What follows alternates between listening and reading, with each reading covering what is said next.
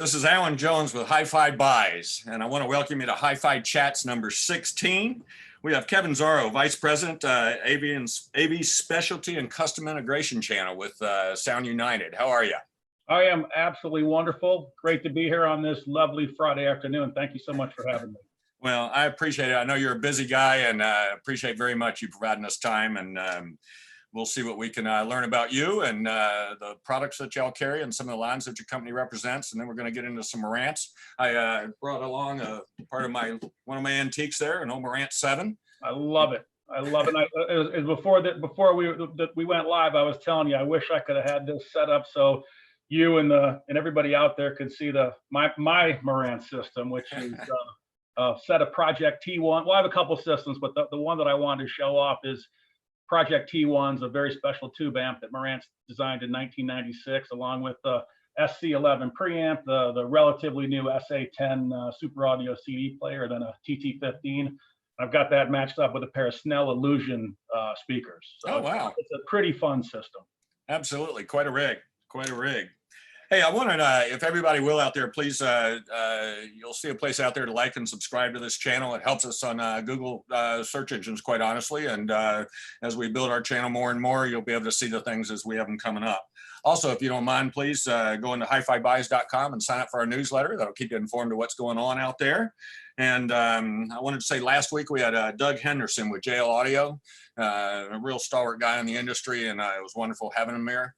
And also, if you will, a big appreciation of the frontline folks out there, and let's just remember to be kind to one another. All right. So, Kevin, you ready to go? Yeah, you didn't tell me you had Doug last week. That's a big shoes to follow on that. I mean, couldn't you get someone that had no experience or anything? I mean, he's a great guy. So he's a great guy, and I'll tell you, he's been taking these pictures of these eagles down where he lives, and one that grew up from hatchling all the way out of the nest and that kind of thing. And it's just been, I don't know, it's really cool. He's a great photographer. Oh, that's really smart guy. I loved having him on. I'm going to apologize to your fans right now, your subscribers. I'm not a great photographer, so you don't need to be. Not for a HiFi Chats or for the music part of it. So that's what we're after. All right, so let's get to know you a little bit. Tell us about family and where you grew up. So my father was in the Navy, so started off, we kind of lived in a lot of different places. Born in Oakland, California. From there, moved to Hawaii. From there, moved to Maine. So you really can't get farther apart than Hawaii and Maine. No. But spent most of my life, when I wasn't in college in Michigan. That's where my dad finally got stationed when he left the Navy. Been married for 29 years to a beautiful woman named Cindy. I've got 2 daughters. Emily, she's an occupational therapist in North Carolina. So the whole COVID-19 thing has been crazy for her, being working in a skilled nursing facility. And then my youngest daughter, Alexis, is a grad student at Northeastern in Boston, and she is in the video game design field. So wow, you couldn't get more diverse than a OT and a video game design major. I totally agree. I always find it funny because my brothers and sisters, we get along great, but we're all such different people. And, it's hard to believe you grew up in the same environment, and, it just proves that, each of us has our own DNA. Absolutely. As I said earlier, I got to mention my dog, Woodford. For those of you out here who don't like bourbon, he's named after Woodford Reserve. So, That's awesome. That's awesome. What kind of dog is he? He is a red tick coonhound. Oh, wow. Cool. Very, very good. So tell us about hobbies. You play any music? I can't answer that yes anymore. In high school, I was a drummer and, played guitar back then. I did some piano. So, music's been a part of my life, but I was a huge fan. Well, I still am a huge fan of Neil Peart. So I got into drumming because of, Neil Peart, Rush. And then it's sad to say, but I actually quit drumming to take up cycling because of Neil Peart. So he was an avid cyclist, and so I kind of followed that path. So now I love music. I listen to it almost every single day, but I do not play anymore. I am one hell of an air guitarist and an air drummer, but that's about it. Do you change your act according to who you're imitating? I'm not that good. All right. Any other hobbies, things that interest you? Absolutely. I mean, anything outdoors, boating, fishing, hunting, skiing, you name it. So, as I said, cycling, but anything outdoors, I absolutely love. And boating's probably my outside of obviously music. That's probably the first one. It's I feel blessed that my hobby is also was turned into a job and then turned into a career. But outside of audio, video, yeah, outdoors, you name it, I'm trying it. It is amazing, how many folks just were passionate about music and got into the industry just by happenstance and that kind of thing. And, I feel blessed as well, just that I, get to do something that I really love and have pretty much all of my adult life. So Yeah, I've been, I loved music as a young kid. I'll try to keep it really brief, but my father being in the Navy, he bought the first system he had. It was a Fisher receiver. I think it was a TX-18 when Fisher was, real, and yeah. And as a kid, he had these headphones with a really long cord on them. And so I'd have the headphones on. There's a picture of me dancing around the house as a, I don't know, 4-year-old, 5-year-old. And I pulled the receiver right off the cabinet. It like smashed. And there's a picture of me and my father where he was actually putting it all back together. He was very handy in repair and stuff like that. But I got involved in music as a very young age. My father and my uncle were both, huge fans of, well, my father actually Marantz and my uncle was Macintosh, and they used to kind of, banter back and forth about you had a Macintosh if you had an ego, you had a Marantz if you had good hearing, and so they used to always. It was great. It was just great, and I started mowing grass in 8th grade. I bought my first stereo system. I wanted so bad to go to the local, back then, the big box store in Detroit, Michigan, Highland Appliance, and buy like the biggest speakers I could get. And so my dad took me there and he let me look at all that stuff. Then he said, why don't we go to an independent specialist? And if memory serves me, it was Tech HiFi I think it was Tech HiFi in Livonia, Michigan. And I listened to a pair of little bookshelf speakers, Acoustic Research, the AR8Bs, Techniques SA111, and obviously full-on analog stereo receiver, which had flywheel gyro touch tuning. I don't think they called it that because that was a Marantz trademark, but and then I think I got an Akai APB 110 turntable, and that was my first system, and I was hooked, absolutely hooked. So yep. I've been doing. I've been in it since before 8th grade. There's no return once you have those moments. I know, and I learned a valuable lesson way back then too. That bigger isn't necessarily better. Yep. I couldn't believe that these little Acoustic Research speakers just blew away what I was listening to. These, giants as an 8th grader, these giant speakers with orange woofers or whatever, so I remember when I was young, Panasonic had this thruster system with this receiver with this big volume knob. Oh yeah. And I wanted that thing so bad. Now I see them in the the flea markets or whatever and go, oh my God. Absolutely. But anyway, great story. So if you don't mind, share some life experience or experiences, things that have had an impact on who you are. Well, I saw that in the questions, and there's just so many. Obviously, my parents had a massive impact on me. When I was in high school, my father got transferred from one job to another, moved to Kentucky from Michigan. So it's like really tough to leave all your friends as a junior going to be a senior in high school. And I think, as terrible it was as a high schooler, it really did shape me to be really confident in myself. You move to a new place, you don't know anybody, you leave all your friends, and I hated it back then, but now it's like one of the biggest things that I actually, I'm very thankful that it happened, because it was, I got torn away from like everything that I knew and loved and was comfortable with, and kind of had to start over. So that was a big thing. More of on a somber note, the death of a very, very close friend at 50. When I was a kid, he was my best friend. His father died at 50, and I kind of learned a little bit about you gotta live a little more for today, but you still have to save for the future. So kind of how do you manage that? The instant gratification versus waiting until you have the needs or the funds to do it. So that was a big thing as well. But I think everything, whether it's being outdoors, being with a friend, being with family, being on the job, you're always looking for something. You're always taking something away. That's what makes life valuable. Always looking for that thing to take away. Absolutely, and you try to find the good in everything. You really do. It's like, hey, life's tough for everybody, but you just buckle down, get it done, and figure it out, and it all works out. Yep. It's kind of like I said in this kind of, COVID mess that we're in. We're all going to adapt. Yeah, And you have to. And yep. I mean, for the last 30 years, I've been on the road typically 50, 60, 70% of the time. And it's so strange for me to be like that. That's like home for me. And now that I'm actually home, I have not traveled since, well, I did my first trip last week, but I hadn't been on the road since March. I mean, I haven't been home that much like in my career. But it's been great. It's been great. I was going to ask you, it's been great for the wife too.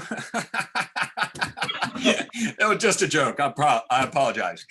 Downstairs, I'm not going to go get her to ask. That might be embarrassing for me. But no, it actually has been really cool. One of the things that I've really learned from this is, I mean, there's nothing that beats being in front of, our dealer partners, actually sitting in front of you, sitting in front of customers doing these events. But what we have learned is, in the business world, there's just nonstop conference calls. And what I hate to say what COVID has done for us, because that sounds terrible, but we've had to adapt, and we've gone to a way more video calls. Yep. And the ability to be on a video call so we can still see each other, you see the mannerisms, you see the facial expressions. And for me, as leading a team, knowing that my team is not screwing around on they're actually paying attention to what we're talking about. And they always do. I mean, I'm joking with that, but the video calls have been one thing that have really come out of the situation we're in. It's actually brought teams closer together. I do calls with dealers. I do calls. Well, like obviously we're doing this one right now, and then obviously our team and the greater group, and it's worked out really, really well. So I do think as we go forward, we probably won't have to travel quite as much as we used to, because we've got better at communicating because of what's going on out there. So yep. there'll be some positives that come out of it for sure. I totally agree. I promised myself that I would come out of this, and my company would come out of this better than we went in. And I think that's absolutely going to be the case. And, business has actually been pretty strong. I've been very impressed with the support for us by the community.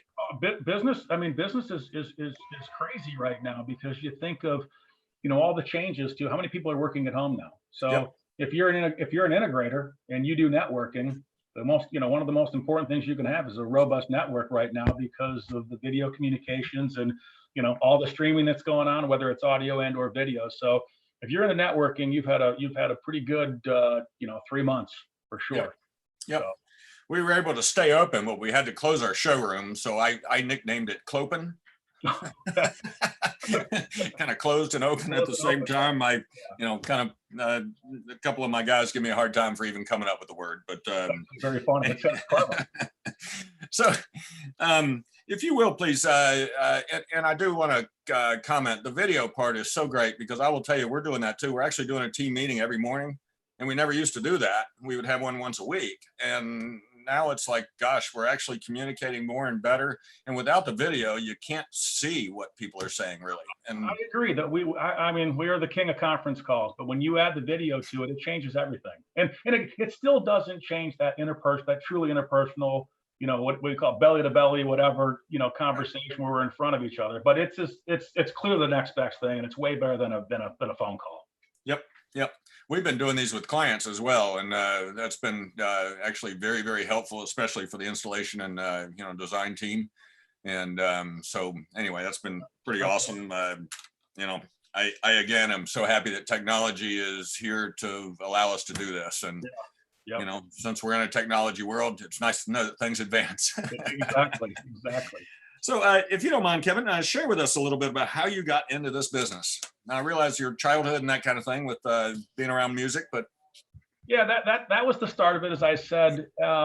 So in college, I went to Purdue University, and I worked at a little hi-fi shop called Pro Audio in West Lafayette, Indiana. And we were taking a trip up to Summer CES. It's got to be 1990, 91, something to that effect. And my father actually worked for Philips Medical Systems, so completely unrelated to, same company as, Philips Electronics, but you have your medical systems, your lighting, your consumer. And so we had a Philips TV. We had a 52-inch rear projection TV. And I went up to CES, and I just wanted to go see, like, hey, what's in the Philips booth? And I went up there, and a dealer was trying to ask a question about this 52-inch TV. And, I guess I'll say unfortunately, or maybe I'll say fortunately, nobody could answer his questions. So I just rolled in. I said, well, I have this TV at home. And I answered all of his questions that he had. and the head trainer was like kind of watching me. And she had said, "Hey, listen, what's your story?" And I said, "I'm finishing up college. I graduate in December." And she's like, "Well, send me your resume when you graduate." And I did, and I got hired in February of '92. And at that point in time, Philips owned Marantz, and so I spent 4 years doing the Philips thing. Launched the Philips 900 series of audio, compact disc interactive, digital compact cassette, and a few other things. And then it was a CES '96, I guess it was. The Marantz team needed some help at their display. That's when they were actually doing the Project T1s. They were relaunching, I think, the replicas, well, damn near exact replicas of the Model 9 and the Model 8B and the Model 7. And they needed some help, and they called. Oh, there you go, right there, absolutely. And I got an 8 sitting over here too. My 9s are at home. Yeah, they gave a call. They called me and said, "Hey, who do you have over there that can come help us?" And my boss at the time, Bob Coyne, was like, "Hey, we got a guy who's really into the audio side of this," and they sent me over there. And I guess it was kind of like an interview. And in March of '96, I did a divisional transfer from Philips to Marantz, and so the rest is kind of history. So wow. So you've been with them all the way through the transitions. Yeah, with, D&M and I think this is my 20. I think I'm in 29 years now. This is 29 years, and that was from Philips owned. Then most people don't know this, but Marantz bought themselves away from Philips for a year, and then after that, the Ripplewood, an investment firm out of New York, had bought Denon. I think it was in about 2000 or 2001. Then they came and bought us. And then there was Bain Capital, and then there was Goldman Sachs, and then just about 3 years ago, Sound United. So, I mean, but it's been a great ride, and hopefully it's nowhere near being close to being over. So I got a lot left I want to do. So from everything I can see out there, I don't think that's an issue. Yeah, I love it. All the companies have been great. Sound United, obviously the latest, has been just fantastic to work with, and they're such a steward of the brands. I mean, it's just been great. Some people look at any of these companies that come in and buy multiple audio companies and say, "Oh, they're just line collectors," and that's the farthest thing from the truth on Sound United. They bring in great brands. It's all about synergistic audio, video. Well, at this point in time, audio, speaker, so electronic and speaker. I don't know how many of the. I'm sure most people out there know. I mean, Sound United is the parent company for Definitive Technology, Polk Audio, Denon, Marantz, Hios, Boston Acoustics, and then the most recent one last year was Class A. So yeah, and there was an announcement as well about the B&W. Yeah, so there was I don't know how many people saw that, but yeah, there was a letter of intent signed. So to acquire B&W, there's really nothing to talk about there at this point in time. I mean, letter of intents, we all know how that's are. But I mean, I'm hopeful, I'm excited. I think we're all excited. And if it happens, it'd be great. And if it doesn't, then it is what it is. But it's not like we have great brands, and they all need to stand alone, but they all need to work together. Yep, that's awesome. I just started a relationship with Sound United, and we have actually product on the way with Marantz, and very excited about doing that. It's something I've have looked at for quite some time, and then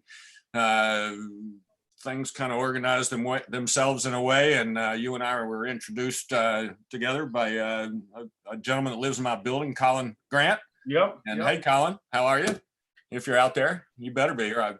He's out. I saw him send me a note. He's out there, and yeah, okay. Colin works for me, and he put us together, and this is really exciting. We can't wait to get started with you guys. Good, we as well. So your first time going WOW, as we all have. I know you kind of had. Was that at the store where you? Yeah, I actually, you see, for those of you who are watching me, I'm looking to maybe to your right, my left, but I made a couple notes. I mean. There's so many times where I've said wow, but one of the very first was probably seeing Rush in concert at Joe Louis Arena in 1992. Wow. My first live experience was Phil Collins. He walked out on stage, started to sing "I Don't Care Anymore," coughed up a lung, and left. So that doesn't really count as my first experience. Wow. But the next concert was Rush, and it was the Grace Under Pressure tour, and that's when I said, wow, to be able to, see something like that live. Obviously as a kid, I think anybody who's a Star Wars fan, that was a wow moment for all of us. Like, it was the first time you saw a movie and you realized that the actual soundtrack was just as important as the actual movie itself. Mhm. Um, but in the retail side of it, I think my first real wow was listening to a pair of Infinity 9 Kappas. Uh, and it was, I know it was a Telarc CD. I want to say it was the 1812 Overture. And I was like, okay, I know I'm in the right like business or whatever. It was, and for those of you out there, if you're, on some, well, I don't even know what it is today, but way back then, I'm quite a bit older than I used to be. There was a sales contest, and I won a pair of Infinity 9 Kappas. Oh, wow. So that was, then I got to take them home, and then it was spectacular. So those were one of my first. I had a couple wow moments, but the 9 Kappas were something pretty special. Really hard to drive. All those Kappas were pretty good. Yeah. And great products.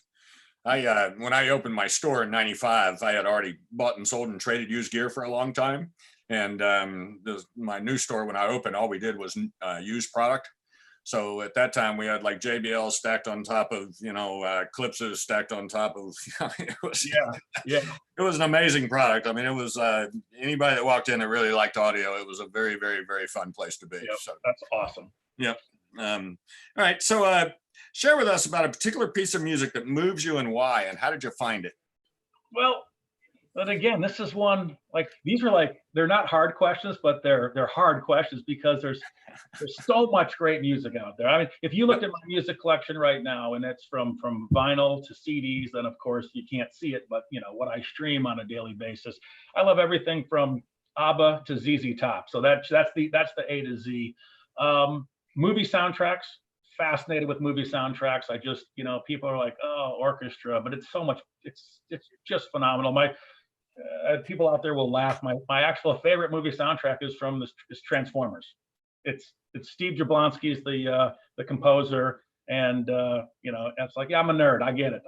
I love Transformers as a kid, and the movie soundtrack from the 2007 movie is phenomenal.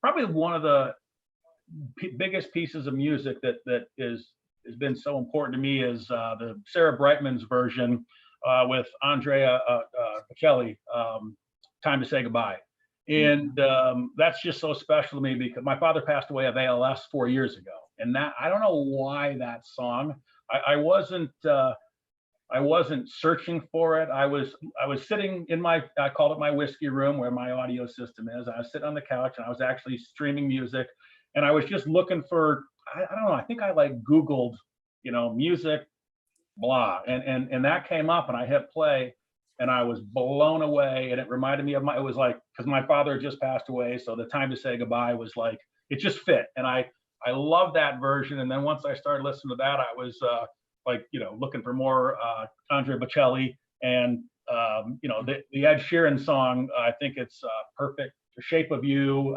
That they do together. Yeah, they do together. I mean, just so Disturbed. I mean, you think the Sound of Silence, Simon and Garfunkel, and then the Disturbed version of that. It's that's pretty moving to me. And I've said this 10 times already. Anything Rush, Natural Science, 2112, Limelight, Red Barchetta. I mean, I think I just named everything from Permanent Waves and Moving Pictures, but anything Rush, I just love. So I just love music, and my kids have got me into stuff. It's like, I'm an old guy, but the red jumpsuit apparatus. Again, a lot of people haven't heard of that, but others have. And then, I mean, there's just so much good stuff out there, and if you have an open mind, it's awesome. And so I love what my kids listen to now. So. And what streaming has brought to this, the ability to, we use Rune a lot here, and Rune Radio kind of takes us from one place to another, to another, to another. And then all of a sudden you're listening to this thing and going, where in the world has that been? Yeah, it's great. And when I find something that I love, when I stream it, I'll go out and buy it on vinyl, or I'll buy it on CD. So, I mean, I still have a pretty robust physical media collection, but I stream stuff all the time. It's obviously very convenient. If I'm going to sit down and just gel for an hour, I'll put in a CD, put on an album. But if I'm going to, if I'm walking around the house or whatever, I have streaming going, and just listen to everything and anything. And it's a really cool way to discover new music. That's awesome. That is awesome. Um, One of the things that I've always loved about it is that being in this business is the sharing of the music. And basically, I love when people come in and play a song that I haven't heard before, or I play something for them that they haven't heard before. Or after they leave, they call back and say, "What was that song?" And sometimes it's difficult to figure out when they make it 9 months back and go, "You played something for me," but I try to stay fairly consistent in some of that. So one of the things that I wanted to find out basically is your mentors in business and in life. Well, God bless my dad. If I didn't mention him, I'd get in trouble. So him for sure, and my parents, family. But in the business world, there's three people that come to mind like instantly, and they're from three different eras, if you will, of my career. When I was at Philips, there was a guy named Paul Gillis. He was my boss, and he had told me, it was so funny. We became very, very close. When he had told me one day, he's like, "Listen," he goes, "You were a young punk when you started. I would have never hired you." And he said, and I would have obviously made a big mistake.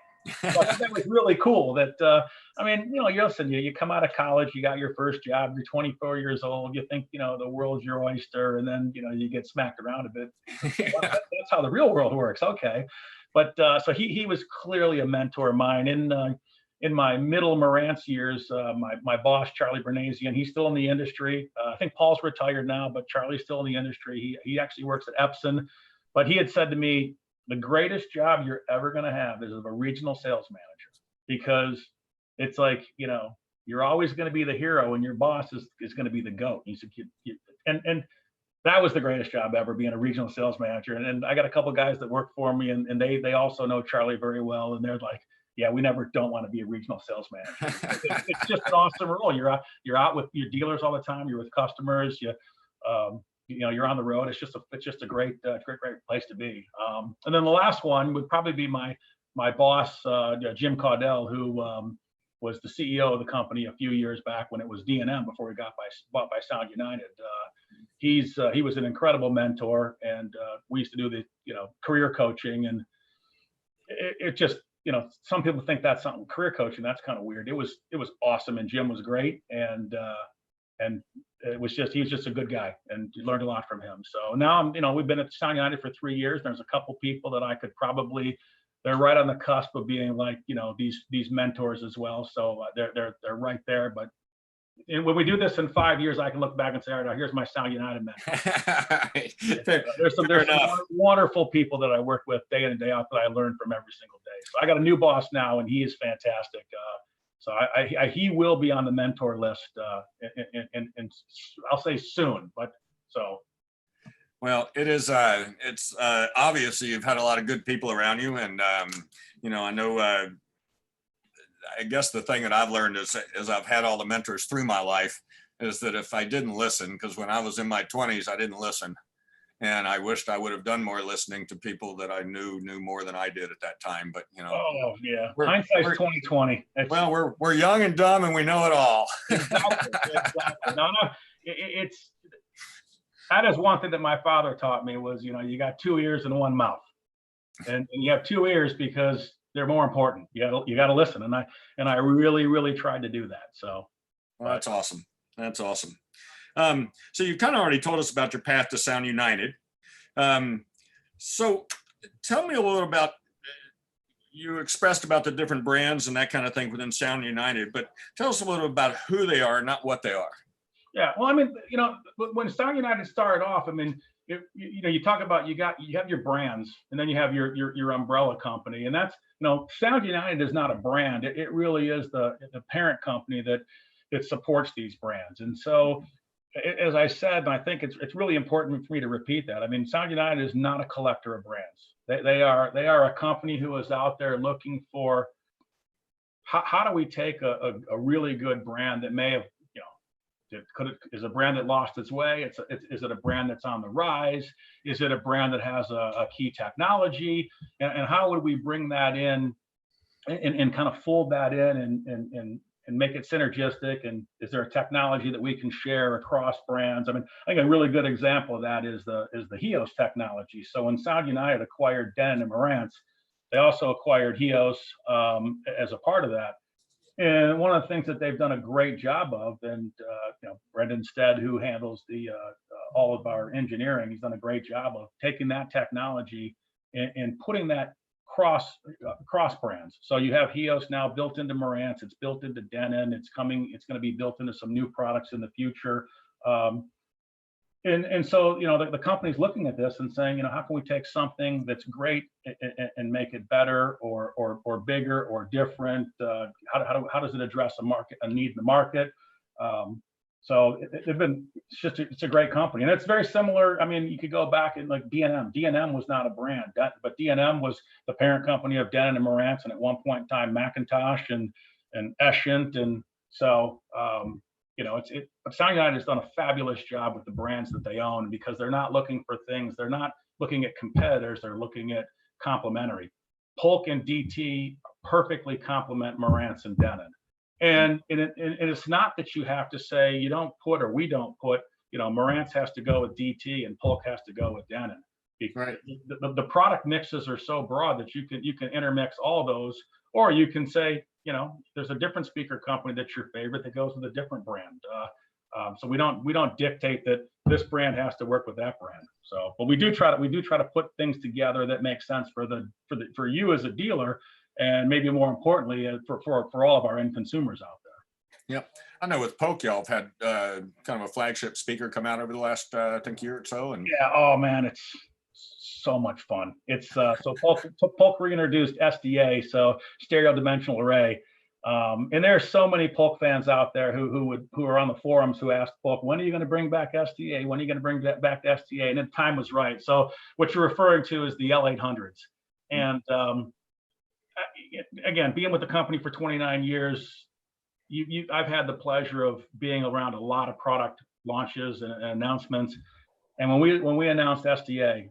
Oh my God, it was so fun. And it's been so much fun. And it's, I experienced SDA when I was, back in college, but I didn't really understand it. And, as I said, I mean, my wow moment was the 9 Kappas. So that's kind of what I was focused on in a few other speakers. But I love the speakers that I have in my system today, but I would absolutely replace, I need the right room for it.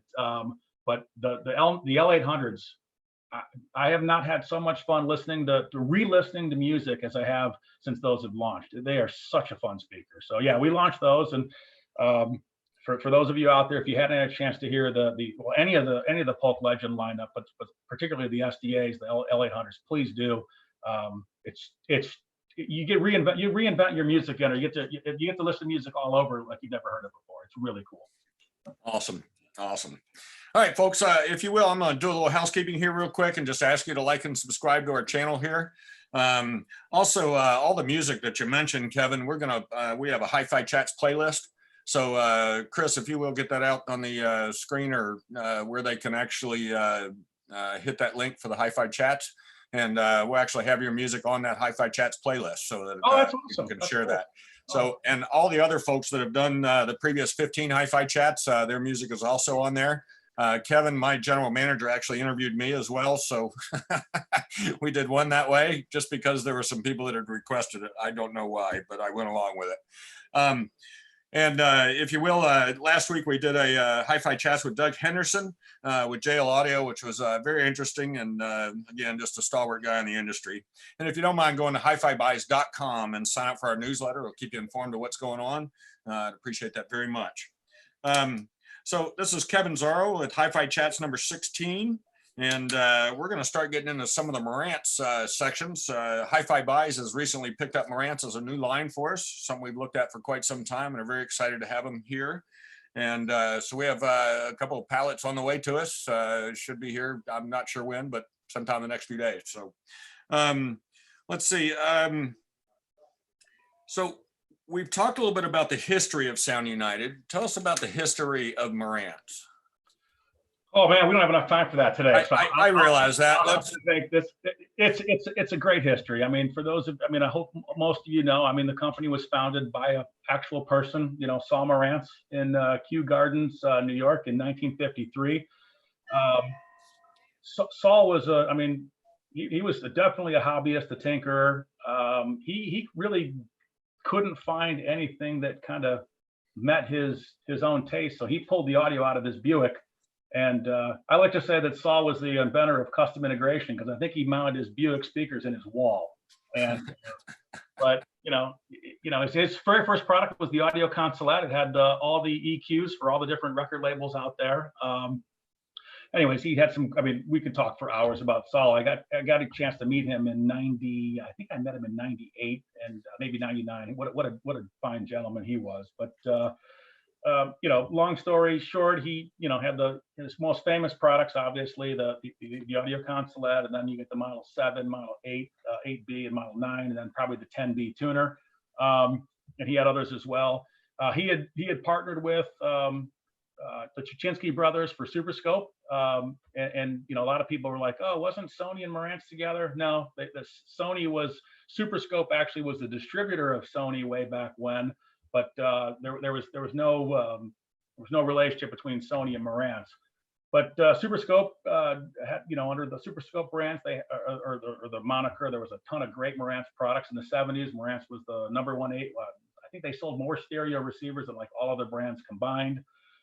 They had built a factory in Sagamiono, Japan, the standard radio factory, one of the first, U.S. factory or audio factories that was there. So they had products that were built in the U.S. and then they made their way and they had their stuff built in Japan.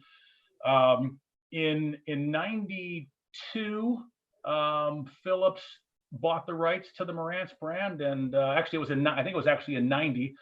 Philips bought the rights. They basically shut everything down for a couple of years to clear all the shelves, and then they relaunched the Marantz brand in February of '92. And they were really focused on custom integration and things like that. HiFi was a huge part. And I think I said a little earlier, there's been some ownership changes. We became independent, and then Ripplewood and Bain Capital and others, and now Sound United. But I mean, there's just, we could spend a massive session just on the history of Marantz. It's just a wonderful history, and the brand has tried to stay very true to its original premise, which I think because music matters, pure high fidelity. We sound better. You can just kind of keep going back. I mean, it was always about sound. I mean, pure high fidelity was one of my favorite taglines because it was faithful to the original. Yep. And that's one thing that the Marantz brand has tried to continue to be. I mean, there's obviously products have changed over the years, and there's a lot more digital than there ever was before. But the focus for Marantz is still to maintain that signature sound, whether you're listening to an AV receiver or a 2-channel stereo product. It has always been very good value all the way through its life, and very reliable. I told you that I sold a whole bunch of used gear, so I've, needless to say, sold about every Marantz receiver I think that was out there, because boy, did they sell a bunch of them, from the 2235s and 75s and 2270s, 4400s. I mean, they're just, if you want to have some fun, I mean, just Google it and you can see all the different models. And I mean, there's just such a great line of products over the last, well, geez, it's started in '53. So what is that, 67 years now? Is that we're at 67 Yep. years old now? So it's a great history. Pretty amazing. All right. So you kind of just touched on it just a minute ago, but how have the products evolved as the world has evolved? Well, I mean, if you think back a couple years ago, I mean, when I say a couple years ago, it's been 10 years now. Geez, how time flies. I mean, streaming has become such an important part of people's lives, and we've gone from tubes to solid states. We've gone from 2-channel to 5-channel to 7-channel to 9-channel to 11-channel to 13-channel. But there's still, there's still a core group of people who absolutely love nothing less than just a simple left and right. We're still doing that. But I think one of the biggest things is, again, to address streaming. We've done that to address, digital sources. Again, HDMI is critical these days to address high resolution, which was 4K. We're now making our way into 8K. Certainly things have gotten a lot more complicated. When you think back of the 70s, stereo receiver was quite a simple product. A left and a right, power button, source, volume, and you're pretty much good to go. Yeah, we've got room correction today too. Yeah, so, absolutely. And in room correction, and again, whether you want to do a 2.1, as I said, a 2.1, a 5.1, a 7.1, 9.1, 7.2, it just keeps going. And it's the one thing that hasn't changed though is the enjoyment of what you get out of that. I have just as much fun listening to my 2-channel system as I do my home theater system, and they're for different. I stick in a movie and I have a completely enveloped around me, and then I go upstairs and I'll put on a LP and listen to just 2-channel, and it's a very different experience. But it's no less rewarding. I love concert videos. Oh, absolutely, absolutely. Amazing what has come out in the quality of those in this day and age. So yeah, it's as close to being there as you can. Yeah, used to be just James Taylor at the Beacon Theater, and that's what we demoed. Now we've got so much other stuff, and we play all that stuff in the Kaleidoscape. So absolutely, a lot of fun. So before we go into the product range, tell me a little bit about what, we've talked a little bit about the culture of Sound UnitedMarantz, but how does Marantz set itself apart from the rest of the world? There's, a lot of receiver brands and a lot of people that are building integrated amps and that kind of thing. How does Marantz separate itself? Yeah, I think, it's a difficult question or it's an easy question. I think one of the things that we've always tried to do is stay true to who we are and who we've been. You said this earlier. Our goal is not to make the most expensive product in the world, and our goal is not to make the cheapest product in the world. Our goal is to make the very best product we can for the money. And in many cases, that product will outperform something costing significantly more. Could you buy something cheaper? Of course you can. And does it have more features? Well, it absolutely might. But when you add it all up, the features, the sound quality, the design, the build, the warranty, you're getting a hell of a product. And one of the things that I absolutely love about our engineers, and I've been working with them for 29 years, is they're never afraid to make a less expensive product better. And what I mean by that is they're learning every single day. And they will take a design that they worked really, really hard on to get the very best sound quality. And it was a new technology, for example, and then 3 years later they've perfected that technology, and so a product that is newer can sound better, it can sound different, but can sound better and potentially cost less than something that they built 3 years ago. And they're not afraid of that because our engineering team continues to evolve just like we do. And it's time and time again, they're just constantly improving upon what they've already done. And whether it's I use the AV8803 was our first, well, not our first, but our first in a while AV preamp, then became the AV8802, and now we're on the AV8805. Well, those are 2 to 3 year life cycles, but massive improvements every year. And some of it is in features from 1080p to 4K to 8K, but some of it is just in sonic characteristics. When we brought out the AV8805, the goal was to take the great sound of the 8802, but put more of our reference HiFi sound on that. So they really studied the PM11 at that point in time, and said, what are all the things we did in this $5,000 integrated amplifier? And what can we take from there and put it into the HiFi or into the AV preamplifier? So if someone's listening to just left and right, they're getting that reference sound that they have in our integrated amplifier. And trickle down technology, people talk about that all the time, but it's absolutely true in the Marantz brand. They take our flagship and what can we take from that flagship and trickle it down to the next, to the next, to the next, all the way down to the most inexpensive product. This is one of the reasons why I think Marantz was a really good brand for us to add to our stable. And the reason for that is basically a music first company, and that's what we are. And I think that culture kind of sings through. So yeah, absolutely. That everything we do is truly about the reproduction of sound. And again, you can reproduce sound at $500 and you can reproduce sound at $5,000. And clearly, they're going to be different, but they're closer than they're different because we have the same design team working on those. That's awesome. That's awesome. And most of the designers and things have been pretty long term with you guys.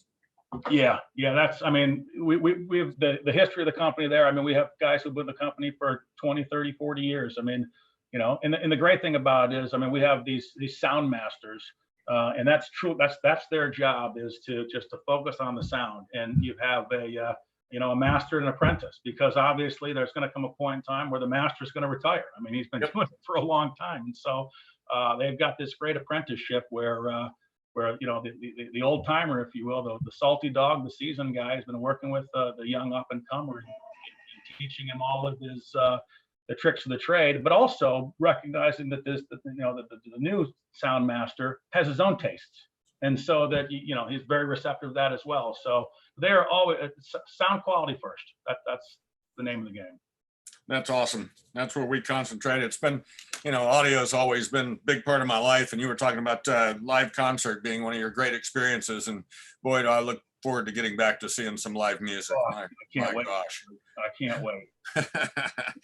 Hey, listen, we want to encourage questions. So if y'all will, Chris, if you will, put a little thing up there. We've already got a couple, I believe. And shall we say, so feel free to ask any questions that you have as we get through this.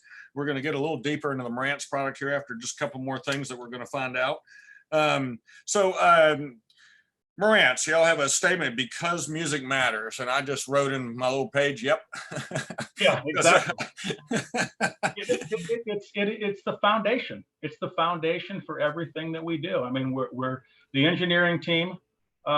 They're so focused on sonic characteristics and that Marantz sound. I mean, it's a warm, it's a natural sound, and everything they do. And as I said earlier, the trickle down. I mean, they'll take a HiFi product, and they'll take the technology from that HiFi product, whether it's current feedback amplifier design, or our HDAMs, which are hyperdynamic amplifier modules, or the selection of the components. I mean, all the way down to the way that the product's wired internally to even the feet. Everything they do is about sound quality. And not enough time today, but crazy sound quality stories with some of our sound masters, especially a gentleman by the name of Sawada-san. I mean, listening to placement of washers and screws, and again, where the wirings run, just to make sure that this stuff sounds as good as it possibly can for that particular price point. So, yep, well, that's amazing. I've always believed, and I've always kind of said and taught from this space, that the way you make improvements is a whole bunch of little things at one time, and that's how you get from one model to the next. You keep finding little things out here and there. And I also would envy anyone that's one of those apprentices that gets to work with y'all's masters, and what a fun job that would be.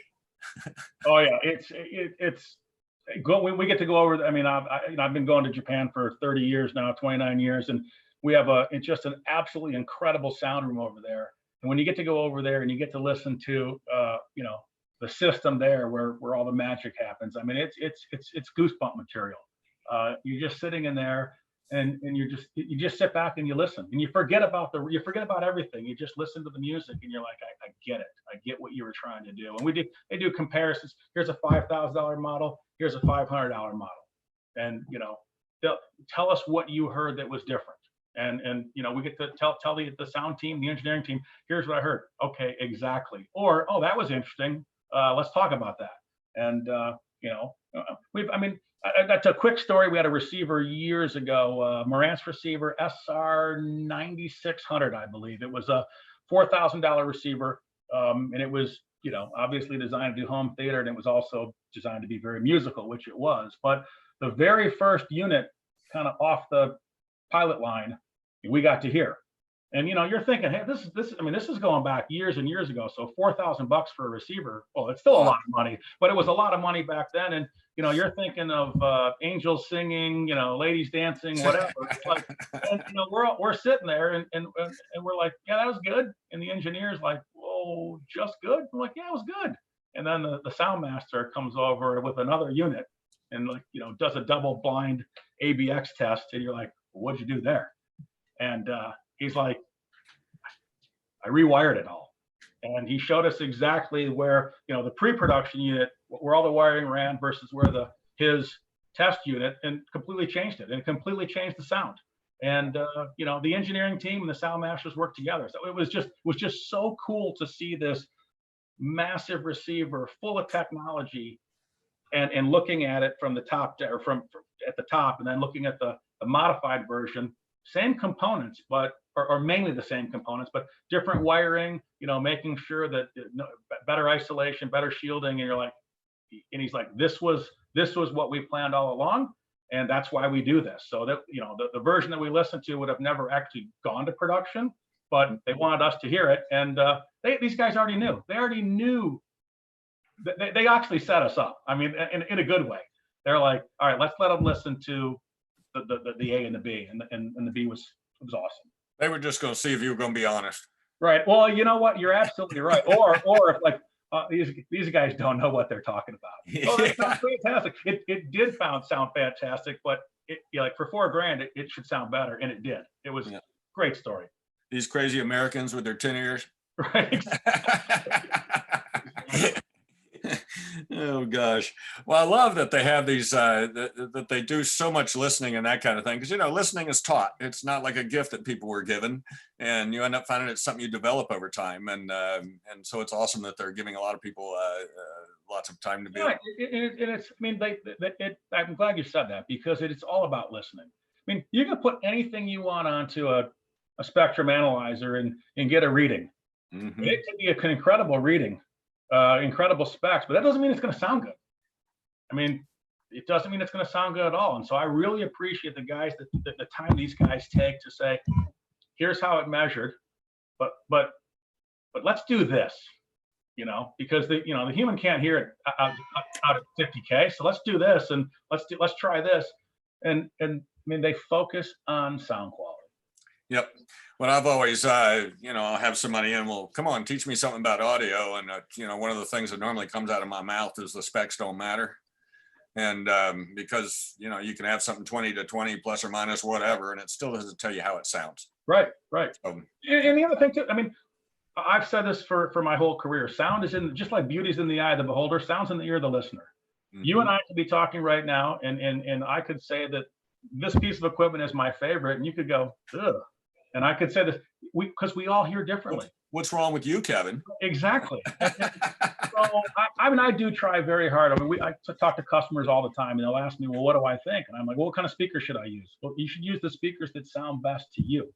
Yep. And I can say that I know that this Marantz and this Definitive, or this Marantz, and I'll say this B&W, or this Marantz and this Polk, or this Marantz and this Dolly. I mean, we could just, I know all these things work together. But how does it sound to you? It doesn't matter what I say. It's how does it sound to you? What price point do you want to hit? What are you looking to accomplish? Do you want streaming, or do you want a CD player? Do you want a phono input? Do you want 5.1? What do you want? And then let us help you design that. But I can't sit here and tell you that something that I think is amazing. I'm pretty sure you'll like it, but we hear differently, so maybe you won't. Yep. I think one of the things too, I think sometimes you have people that are in what I call mass confusion.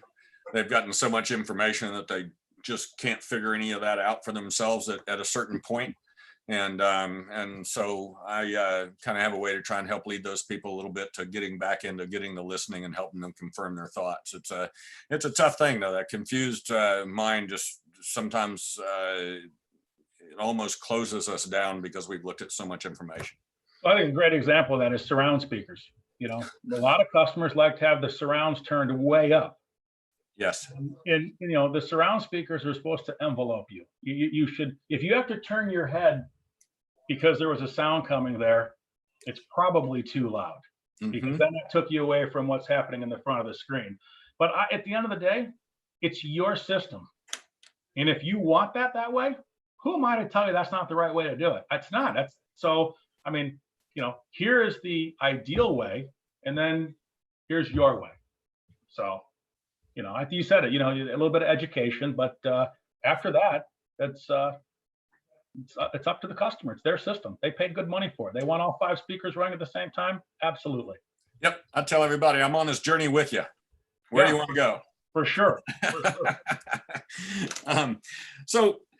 Something that's coming up an awful lot in networks these days, obviously because of COVID and that kind of thing. A lot of people working from home. Bandwidth is increasing across the board.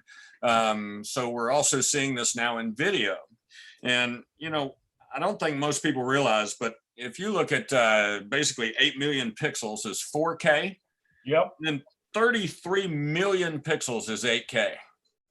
So it's a lot of pixels to fit down a little HDMI cable. It's just hard to believe that they can do it, and then at the same time, they can build a TV that can display that many, pixels. It's mind blowing. But the bandwidth that y'all are having to build these things on, and this is to help people understand that the computers are basically the processing power, has an awful lot to do with the quality of sound, the quality of video, the relaxed sound of it, and that kind of thing. Because if the processor has to work really, really, really hard, or it has a power supply that's struggling a little bit and that kind of thing, the receiver will struggle in everything it does.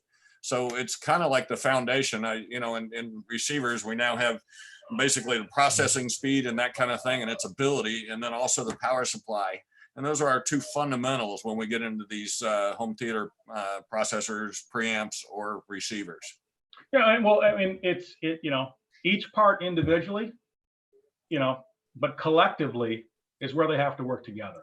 So you can say, I want this video processor, I want this power supply, I want this analog out or this analog output device, I want this preamp, I want everything. You put them all together. I want this output stage, I want,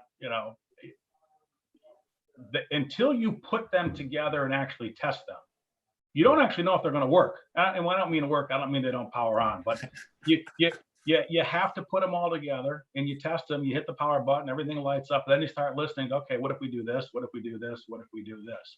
But your component is only as good as the weakest link. So if the weakest link is your output devices, then there you go. So we focus on getting all that stuff to work in harmony. So, and again, it's what are we designing for? What price point? What customer?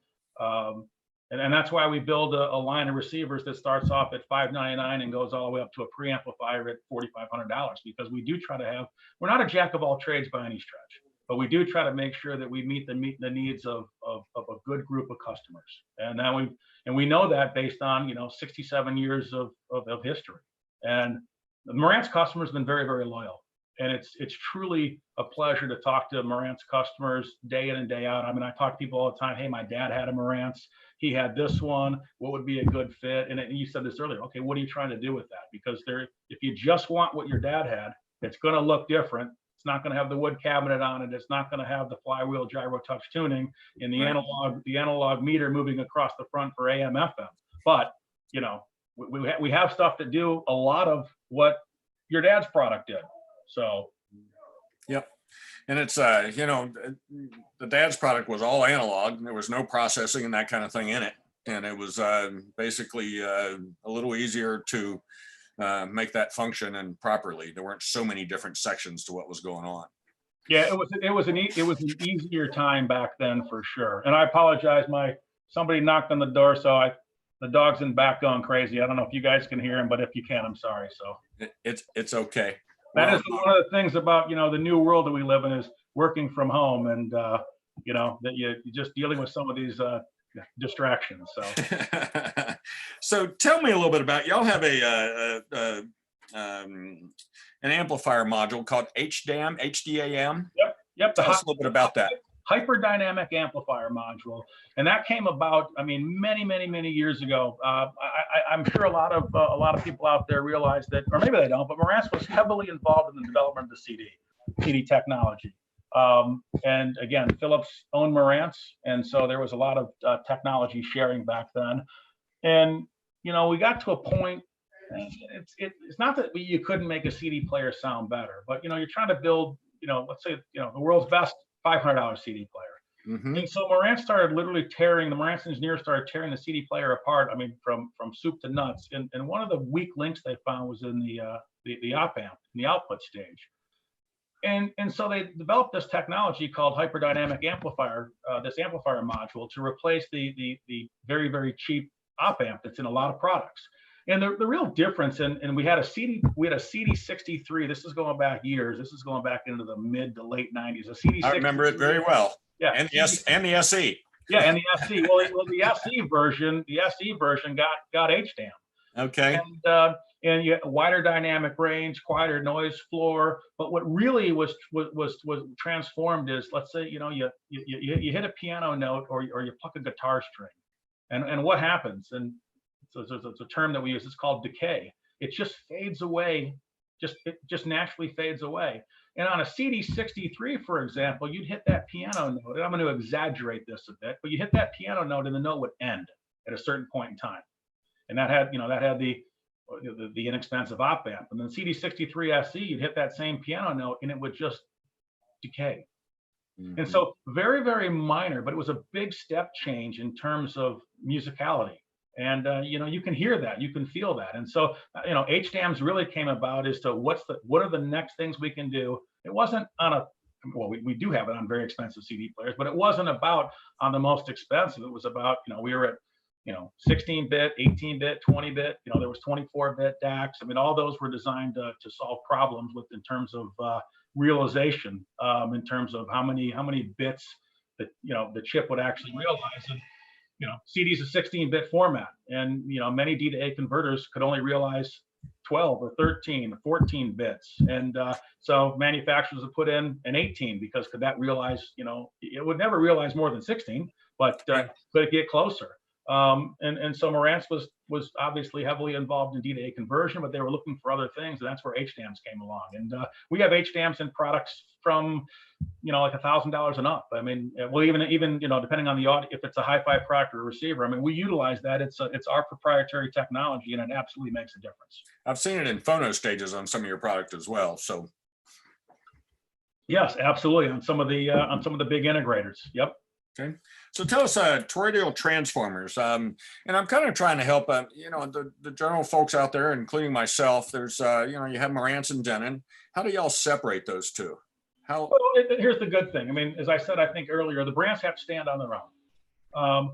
And Marantz and Denon were really big competitors before Ripplewood came in and bought them both, and then obviously, transferred to Bain Capital and then to Sound United. But they still have to stand on their own. So I mean, there's differences clearly in the design. If you look at the two, they look very different, both on the front panel and the back panel. But if you take the lids off, they're very different as well. I mean, Marantz uses current feedback amplifier technology. Marantz uses HDAMs. Marantz uses, in some of the models, toroidal power transformers. Denon has their own technology, AL24 and 32 and others. I mean, so the cool thing is there's no homogenization at all. They're both unique brands. Now, are there some things that they share? Of course there is. I mean, it would be ridiculous for Marantz to go out and buy a Dolby Digital chip and Denon to go buy a Dolby Digital chip when they're the same anyway. So if we're going to buy 100,000 for one brand and 100,000 for the other, there's a much better deal when you buy 200,000 at one time. So those are the type of things I talked about. I mean, synergies where you can do it.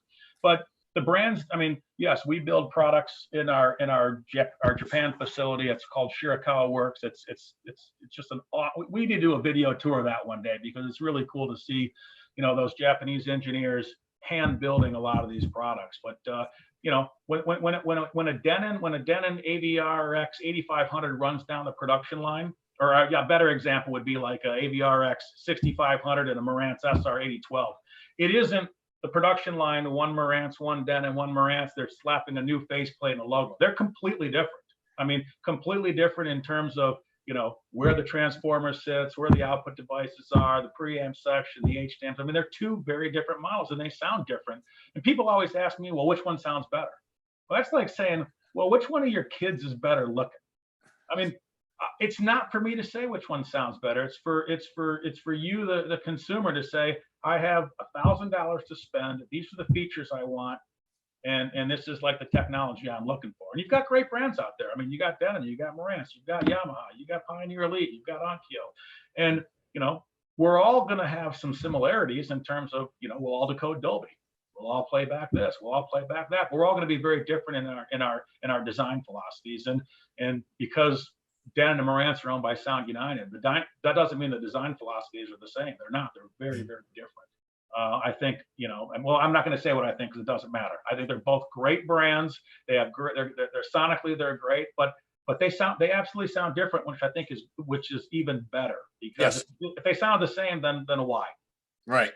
Right. Y'all have made a mistake then with the brands. Yeah, Yeah. yeah. They're a lot more different than people. Well, it's always interesting to me for how many people how many people know or don't know that Sound United owns Den and Marantz, and some, you know, they're, you know, you go on the forums, well, they're just the same. They're not even close to being the same. Yes, there are certainly some part sharing, like I talked about a Dolby chip or something for synergies, but they're not the same in any way, shape, or form. And those economies of scale on that Dolby chip, for one, help you, you know, have a better value product.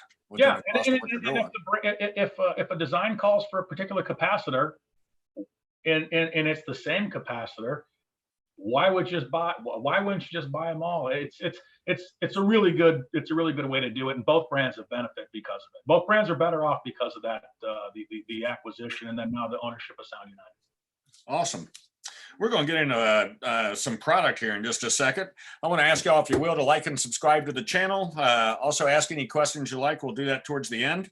Also, a big thanks to the frontline folks, and remember to be kind out there to each other. And if you don't mind going to hifibuys.com and sign up for our newsletter.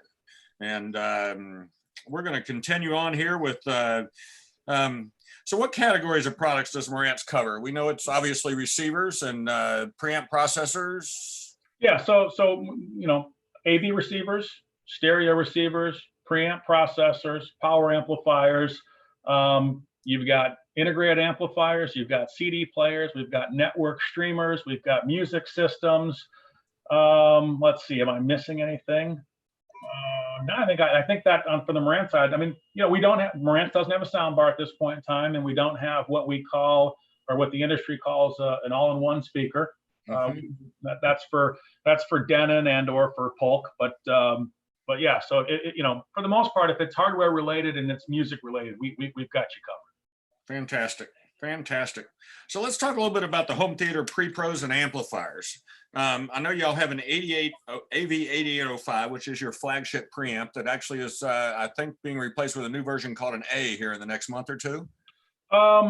It'll be a little more than a month for sure, but the beautiful thing about the AV8805 is it's upgradable to 8K. So if you're buying that today, at a point in the future, you're going to be able to upgrade to 8K. So just like we did on the Marantz AV8802 when we went from the 8802 to the A version, buy now, feel comfortable that when a new technology comes out for 8K, that we'll be able to support that with you. So just like before, there'll be an upgrade charge for that. It's a pretty big upgrade, but it's a way that you can put that into your system now, and then if you decide that you need 8K, whether it's a year from now or, you know, you have that ability to do that. And that is our flagship piece. And I said this earlier, it's truly based on a conglomerate of both audio and video. So again, we take our reference gear and we design the audio section based on, you know, our reference product, and the video stuff that we do so well. I don't think a lot of people don't realize Marantz is heavily involved in video. I mean, we used to we partnered with NEC years ago to make flat panel TVs. We were a premier manufacturer of front projectors. So we have a lot of video knowledge, and it's one of the reasons why the video processing in all of our products is so good. Matter of fact, one of the things that most people don't know is we use the same video processing chip in every single Marantz model, whether it's the most inexpensive $599 piece or the $5,000 piece. And to a lot of people, they think, oh, that's counterintuitive. Why does are you cheapening the flagship? Well, no, not at all. When you have multiple video processors, that means you need to have multiple engineers on different processors. If we have one processor, we can make sure that we know that processor like the back of our hands, and we do, and that, you know, if there's any software updates, it's for all of them, not just one. I mean, it's more simplistic engineering, and everybody wins. Be a lot more reliable too. Yeah, and it's cheaper to do because, again, you're buying a whole lot more of this one versus 1,000, 100, 10, 5. But the consumer who is the one who really wins, because whether they get the $599 NR1510 or the $4,500 AV805, they've got, you know, one of the best video processors that you can get. That's awesome. So when we go to the 7706, what do we just drop down in numbers of channels, that kind of thing, or? Yeah, the 7706. Yeah, there was a Phil Jones, who's our head product trainer, did a session the other day. I don't know if you were on that, but I was unable to attend. I keep waiting for it to be on YouTube so that I can watch it. So he was announcing a whole bunch of new products. But when we go to the new series, it's more than 8K, but 8K is the big talking point. But they've made a whole bunch of improvements. I mean, you're going to get some more channels, or at least some more channel processing in some of those. You're going to get some new user interface. There's new technology, across all those. We made some improvements in sound as well. So again, we don't typically make a change, and I shouldn't say typically. Can't remember a time where we simply changed the model number. That's not our MO. If we're gonna take the time to change a model number, we're gonna put some new technology in there. And that's one of the reasons you'll find that the higher end stuff, it lasts a whole lot longer because you invested everything in that. And you don't want to bring it out until something, it's not just new and shiny. It's something that's really going to impact the end consumer. And 8K is a technology that does that. Awesome. Or at least it potentially. If you're a video gamer, you got to be loving 8K. It's going to be fantastic. Yes, it's downright scary how how much detail can be in a picture. I know. But really you're looking at, I think when you look at the new lineup that Phil announced, the new 7706 preamplifier, the new 8015, the 7015, 6015, 5015, all those models grab 8K. And then they all add a whole bunch of other, features as well. And so if you look at the 8012, it's been out for a couple of years. The 7013's been out for a couple of years. So these are really big changes. Those models are perfectly good if you're a 4K person, but if you need 8K, it's an easy choice. And we're the first ones to bring 8K to the market. So we're very, very excited about these new models and the reception. While Marantz is just getting ready to launch their first 8K models, the 7015 will officially launch to the public. And I think the webinar that Phil did, I think they talked about July. It's actually August. Denon has already launched some models, and the reception on the Denon side has been unbelievable. So the Marantz team is expecting, every bit of that, if not more. But so if you're out there looking, you'll have those in your store soon enough. Yep, looking forward to it because I think in the receivers, the 8015 and the 7015 are the two first to be launched. Yeah. They both actually launch in August. And so the 8015 upgrades the number of channels it'll process. Same number of channels built in, 11, but it will process 13 channels now. So that's pretty amazing. And y'all have 7, 5, and 2-channel amplifiers. Yeah. So it's a mix and match. It's a mix and match. If you just want to take, you take an 8015, for example, that processes 13.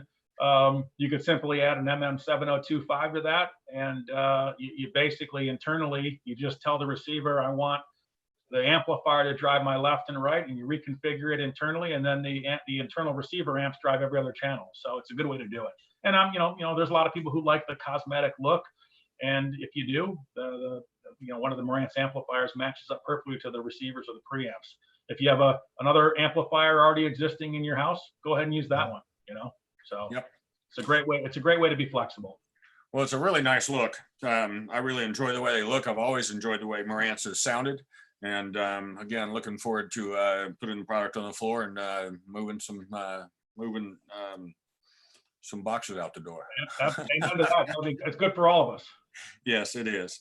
It is. So wireless music systems. We have there's I guess a CR612. MCR 612. That's our little executive music system, and that has the HEOS technology built in. Actually, I think I said this earlier. Every Marantz receiver from the NR 1510 all the way up to the flagship AV805 has HEOS built in. And then we have three HiFi, dedicated HiFi products, the PM7000N, the ND8006, which is a CD streamer, and then the NA6006, which is a streamer. The MCR612 is a CD streamer with an AM/FM tuner. So basically, it's a little LP jacket sized, stereo receiver with HEOS built in.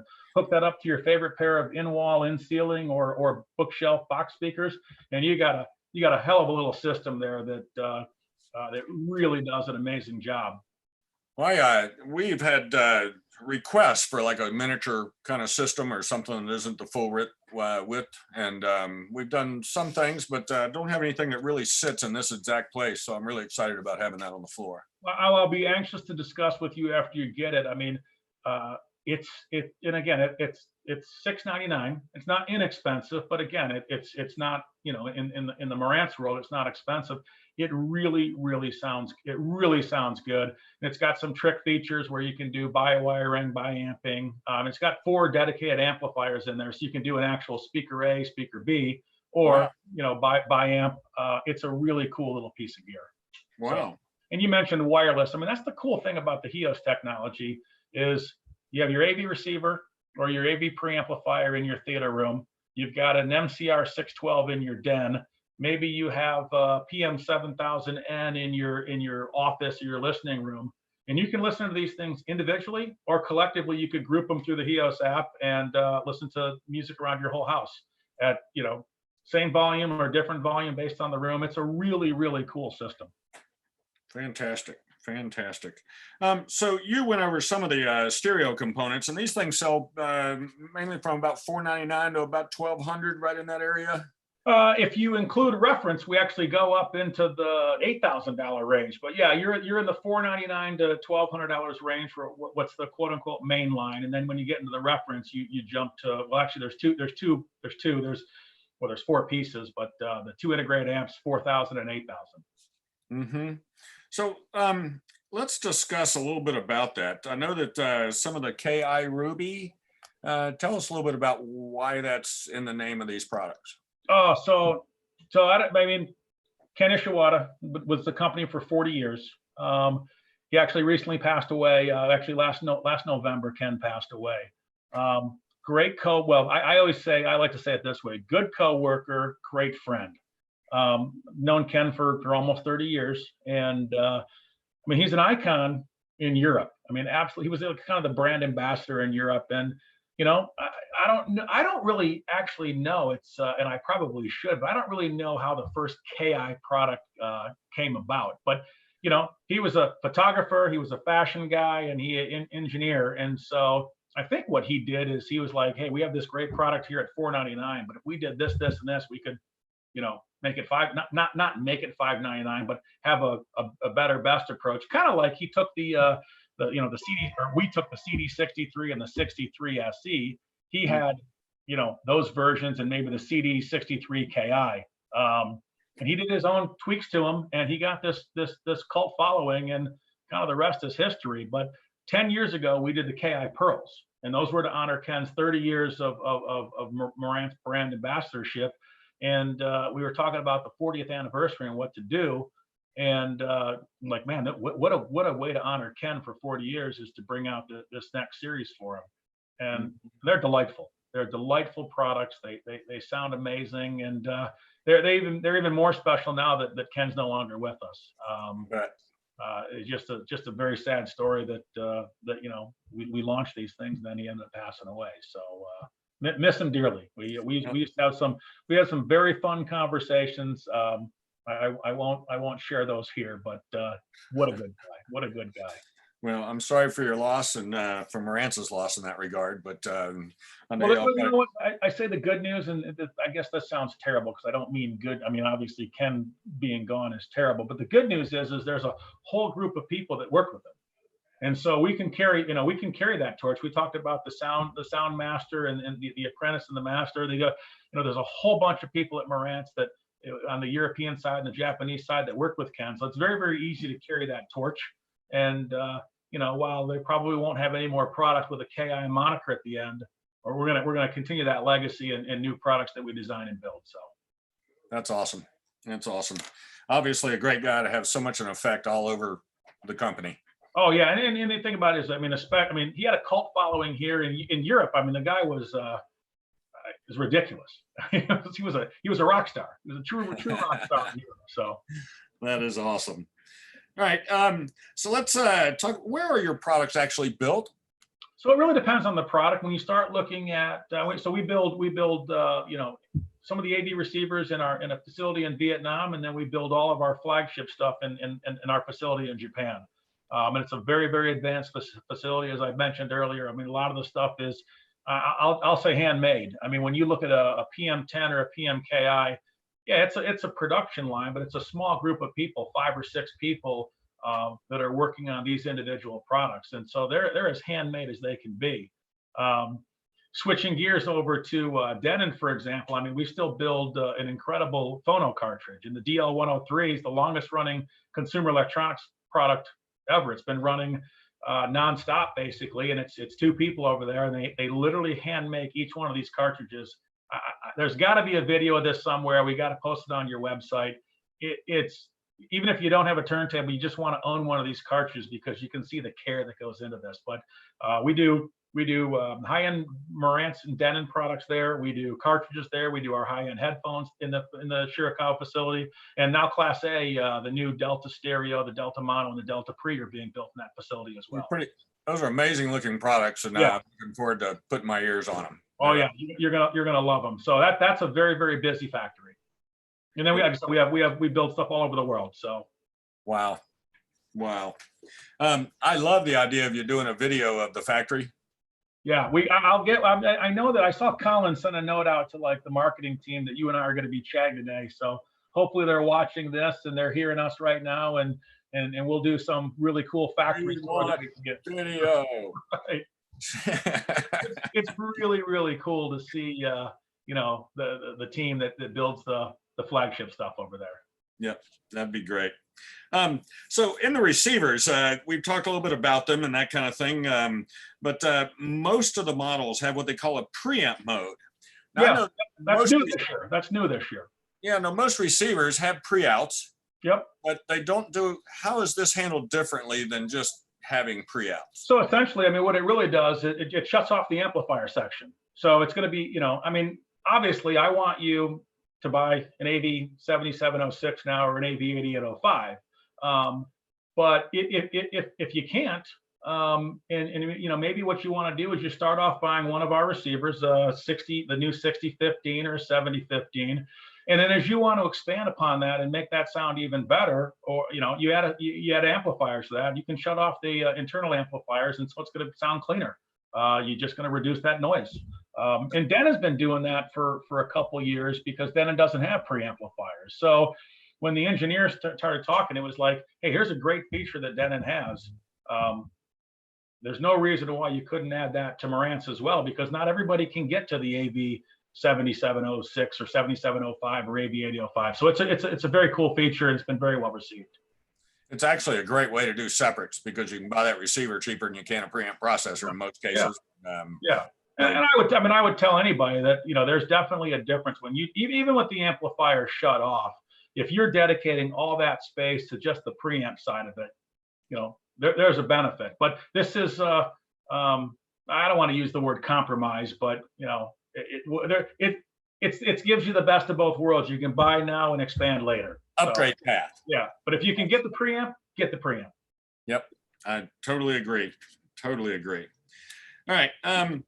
So you have already enlightened us a bit about the factories and that kind of thing. Tell us a little bit about patents, if you can share that with us, and ones that kind of affect how we, what we hear. Well, I mean, the brands, whether you're thinking about Marantz or Denon, each one of the companies, as they stood on their own, I mean, they had many, many firsts. In terms of, whether it was audio technology for Marantz, we talked about HDAMs, whether it's AL32 for Denon, every brand. I wish I would have spent more time on that one, because I got had a list of here's all the things. There's hundreds and hundreds and hundreds of patents. HEOS is a patented technology, and but those are obviously stuff that we designed that we want to protect because it differentiates us from the competition. And if there's something that's worth patenting, we absolutely will, because again, I love the HDAM thing. To me, is fantastic. It's I know I use fantastic a lot. It's a good word. I like it. But the same thing on the Denon side. Each one of these brands has their own patents that represent their sonic signature and their technology in the market. And so, we have to have those. We have to protect our intellectual properties because it's stuff that our team has worked really, really hard on, and we want to make sure that we keep that. Well, that's one of the questions that I had in here was, how do you separate yourself? And, that's a very good understanding of how you actually separate yourself, because you have a lot of patents on a lot of product, and those things pass through to being able to make your unit sound better or differentiate itself in its operation or something along that line. So Yeah. Yep, for sure. All right, so tell us a little bit about how in this crazy world you've had to adjust your workflow. We've already kind of covered that you used to be on the road, now you're at home, but and kind of the Zoom part of things and how that's affected. Anything else you want to add to that? I almost feel bad saying this, but I mean, because this new world, that this new stay-at-home world that we're living in right now, it's business has been great, and it's bringing families together. People aren't going to the movies, so they're doing theaters. You know, they're not in their car listening to music every day on the way to work, so they're doing streaming audio. We talked about networking. I mean, obviously, that I will say this: I'm on a lot of Zoom calls and a lot of video calls, and it really is you know who has terrible internet or terrible Wi-Fi. So I hope to the people who are watching us that my Wi-Fi is pretty damn rock solid. So hopefully I'm coming through clear. But you are. It's been it's had a lot of people change their habits. I mean, the staycations. If you're an installer of pools right now, you've never been busier. Yep. If you're a kitchen remodeler, you've never been busier. So while there's some very tragic sides of what's going on, there have been some bright spots as well. I mean, so there's a lot of people out there that are certainly suffering right now, but there's also a lot of people out there. I mean, the integration guys are out there working their tails off every single day. They have more work than they can even handle. But I mean, from a personal standpoint, I said this earlier. I mean, I really respect the fact what all of our team has done. Whether it's our sales guys, whether it's our product guys, whether it's our procurement team, management team. I mean, we're all working from home. And what this really showed all of us is that we have a great organization. We have great people in the organization. We can trust each other. We don't need to be in front of each other face to face to get stuff done. Right. And so from that standpoint, it's been a great learning. I mean, I love the road. I love being on the road 70% of the time. But at the same time, being home for the last many months has been really cool too. I know you asked this earlier. My wife's actually enjoying my company, which I know that she does. I apologize for asking. No. I thought that was actually very funny, and we joke about all the time. It's like, if you're on the road 50, 60, 70% of the time, when you come home for a period of time, you're like, all right, get out now. But I haven't been kicked out yet, so it's pretty good. Well, that's great. That's great. Well, no doubt adaptation has been the big part of it. I remember when this really started to kind of go down in, March, we were starting to see it end of February, but as we got into March, having to be so fluid. I mean, I feel like I spent half of my day adapting to the new situation, almost like, every 2 days. Yeah. Because it was just changing so fast and what we were having to do and that kind of thing. And, because of that, we actually started working on our e-commerce thing. And actually that went live this morning.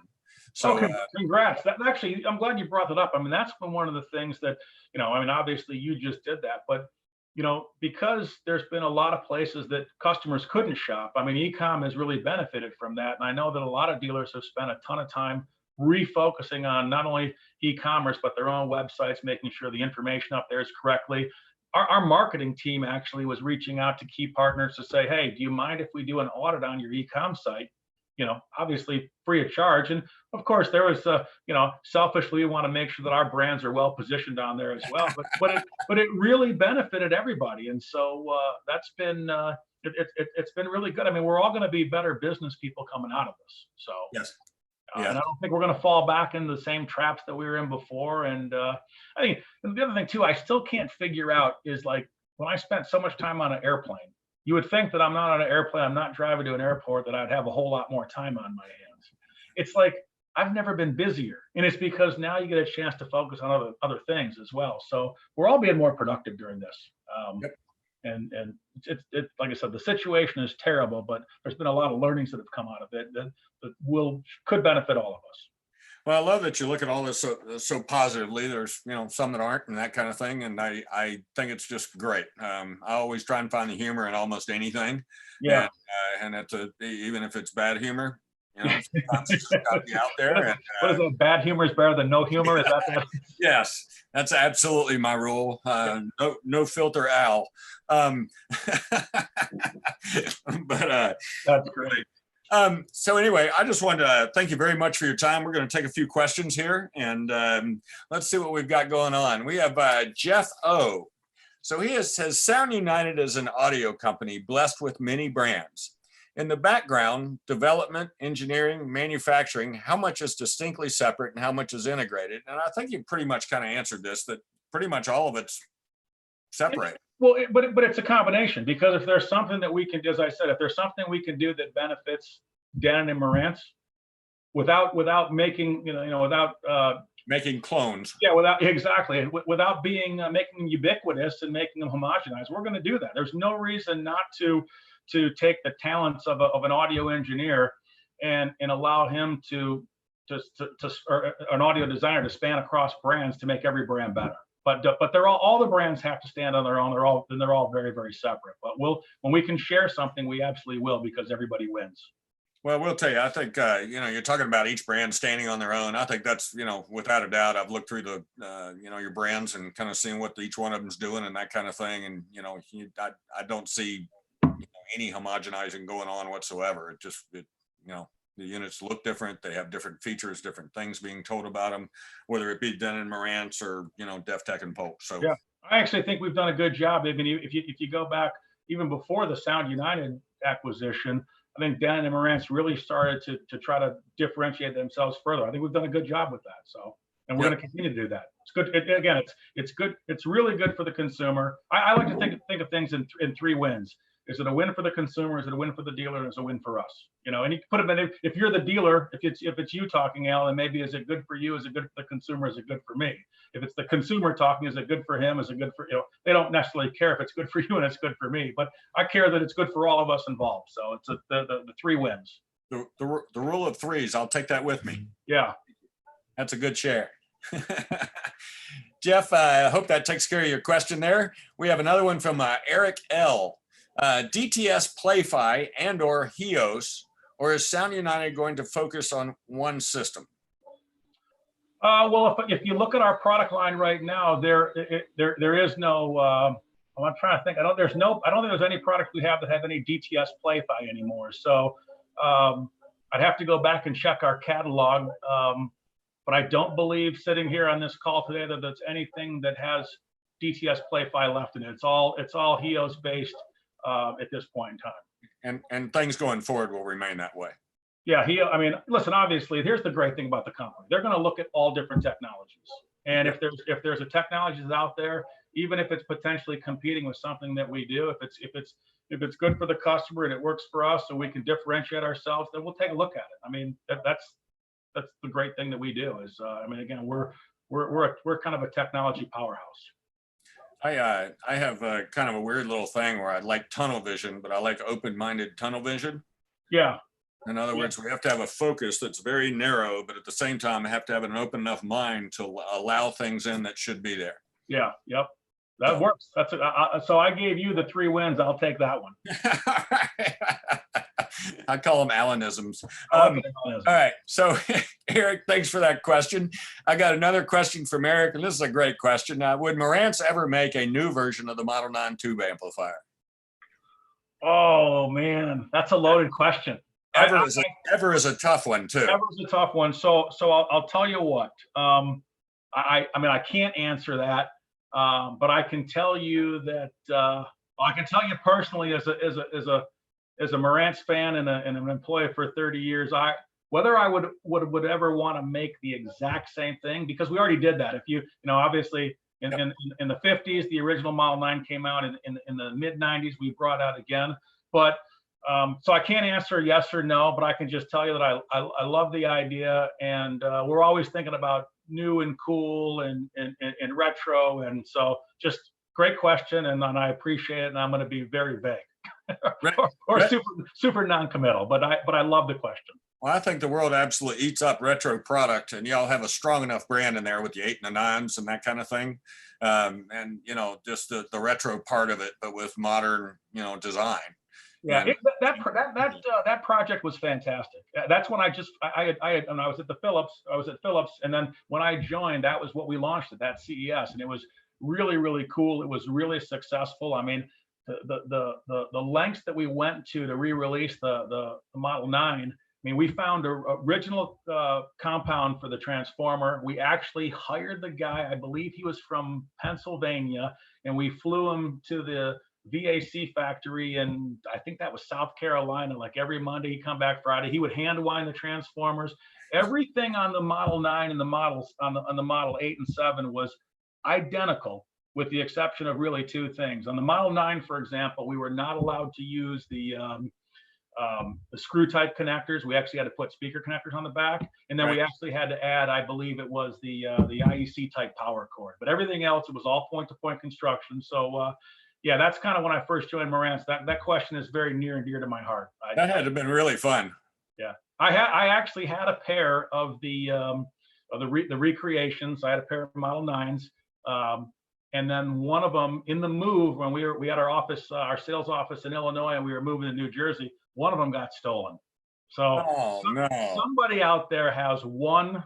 Well, they may have more than one, but somebody out there has one of my Model 9s. I still have one of them, but that was a big loss. That's a real shame. Yeah. That's a real shame. Eric, thank you again for the question. That was a great question for us to end on. So, Kevin, I just want to say thank you so much. I know you're so busy. We've gone way past an hour, about an hour and 35 at this point, but thank you so much for your time and sharing your knowledge with us and your passion. My pleasure. I'd love to do this again as we get in, as we start getting. The other thing too, I'll offer up Phil's services. He may yell at me, but Phil Jones, I'd love to have him on here and kind of do a true tech talk for you and for your listeners. He's fantastic, and he could get into the weeds in terms of like exactly. Well, I mean, I get into the weeds too. We didn't have time for that, but if we wanted to do a tech talk, we could talk about that. I think your listeners and your viewers would love it. Absolutely. We'll get together and figure out how to make that happen, and that way it'll be from one Jones to another.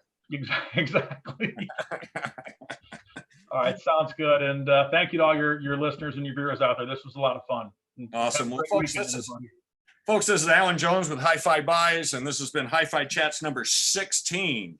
I'm heading to the beach for a week, so I will not do a HiFi Chats next week, but coming up after that, I believe we're going to have one together on headphones, and so we're working on that right now. I want y'all, again, just be real kind to the folks out there, and again, appreciate the frontline folks. If you will, also go to hifibuys.com and go into the newsletter. And if you want to check out our new e-commerce, please feel free to get out there. We still have a lot of work to do on it, but it's actually a pretty darn good site as we speak. So anyway, I appreciate y'all's time today. This has been Kevin Zarow with Sound United Marantz. And again, thank you very much for your time. Thanks, guys. All right.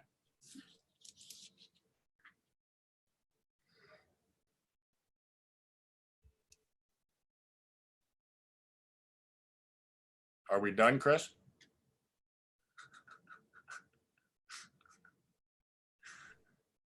He'll come back here in a second. Oh, he says he's waiting for you too.